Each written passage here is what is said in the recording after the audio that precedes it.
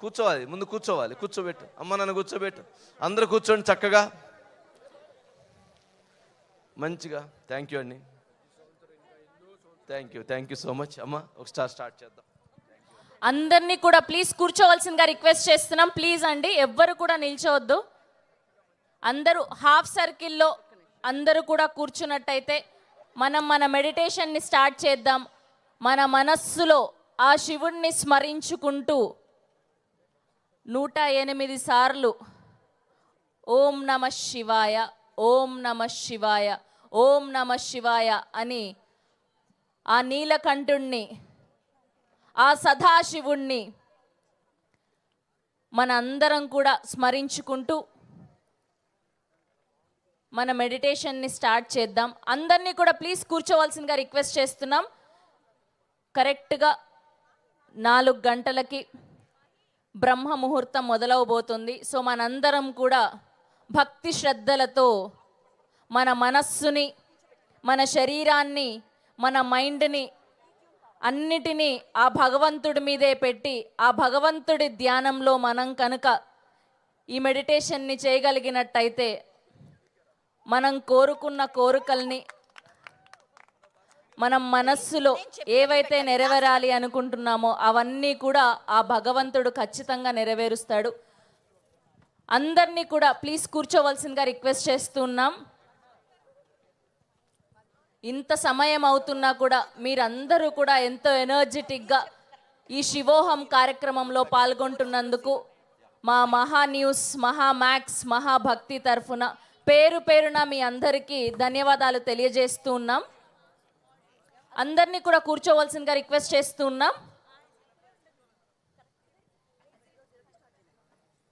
మీరు కూడా అక్కడే మీ చైర్స్లో, మీ సోఫాస్లో కూర్చొని ఆ దేవుడి ధ్యానం చేసుకోవాలని కోరుకుంటూ ఉన్నాం. శివుడి ఆజ్ఞ లేనిదే చీమైనా కుట్టదంటారు. అలా ఆ శివుడి ఆజ్ఞ ఉంది కాబట్టే మన మారెళ్ళ వంశీకృష్ణ గారు అండ్ అలానే సతీమణి పద్మావతి గారు ఆయన వీరికి మనందరికీ ఇంత గొప్ప కార్యక్రమాన్ని చూపించేలా దయతలిచి ఉన్నారు కాబట్టే ఇవాళ ఇంతటి అదృష్టం చేసుకున్నాం మనం. ఎన్నో గొప్ప గొప్ప హారతులు, అద్భుతమైన పర్ఫార్మెన్సులు అండ్ అలానే పూజలు, ఎంత పుణ్యఫలం ఇవాళ. సో ప్రతి ఏటా వీరింతే గొప్పగా నిర్వహించాలి. ఆ దేవుడు అంత శక్తి సామర్థ్యాన్ని వంశీ గారి దంపతులకు అందజేయాలని మనస్ఫూర్తిగా కోరుకుంటూ మనం మరికొద్ది సేపట్లో ఈ మెడిటేషన్ని స్టార్ట్ చేద్దాం.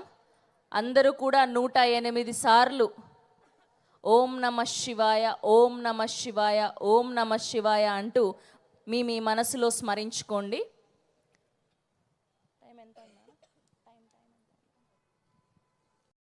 సరిగ్గా ఇంకా 4 నిమిషాల సమయం, 4 గంటలకి. సో అందరూ కూడా ఆ నీలకంఠుడిని, ఆ పరమేశ్వరుడిని, ఆ సదాశివుడిని, ఆ కాలభైరవుడిని, ఆ శంకరుడిని, ఆ లయకారుడిని, ఆ భోలా శంకరుడిని స్మరించుకుంటూ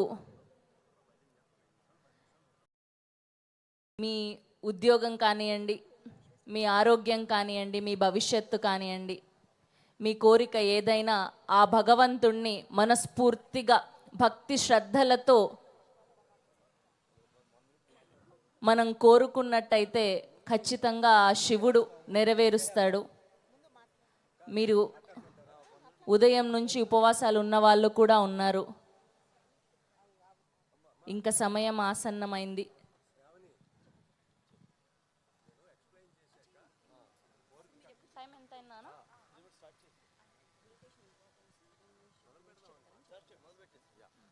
శ్రీ గురుభ్యోం నమః. ఎందరో మహానుభావులు అందరికీ నా వందనాలు. నా పేరు దండు శ్రీనివాసరాజు. నేను ఆర్ట్ ఆఫ్ లివింగ్ టీచర్ని. రవిశంకర్ గారి శిష్యులు మేమందరం ఇక్కడ. చెప్పారు కదా, శివుడు ఆజ్ఞ లేనిదే చీమైనా కుట్టదు, చిత్తశుద్ధి లేని శివ పూజలేలయా అన్నారు.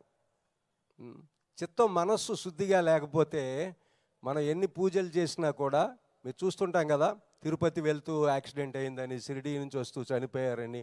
మనకు అనిపిస్తుంది వీళ్ళు భగవంతుడి దగ్గరికి వెళ్ళినప్పుడు ఎందుకు ఇలా జరిగింది, అదొక అనుమానం భక్తులకు. ఎందుకంటే చేసే పనులు వికారంగా ఉంటాయి, అక్కడికి వెళ్ళి భక్తితో భగవంతుడిని పూజిస్తాం. మా గురువుగారు చెప్తుంటారు, భక్తులు 4 రకాలు: ఆర్తి, అర్ధార్తి, జిజ్ఞాస, జ్ఞానీచ. ఆర్తి శంకటహరణ, వెంకటరమణ. కష్టం వచ్చినప్పుడే భగవంతుడి దగ్గరికి వెళ్తారు. మా అమ్మాయికి ఎంబీబీఎస్ సీట్ వస్తే వెళ్తాను, లేకపోతే మా అబ్బాయికి పెళ్ళి అయితే వెళ్తాను. పెళ్ళి అవ్వకపోతే వెళ్ళడవాడు. కొంచెం సౌండ్ పెంచండి. అది మొదటి రకం. రెండవ రకం అర్ధార్తి. ఈ సంవత్సరం నాకు 10 లక్షలు వస్తే నీకు 1 లక్ష వేస్తాను స్వామి హుండీలో.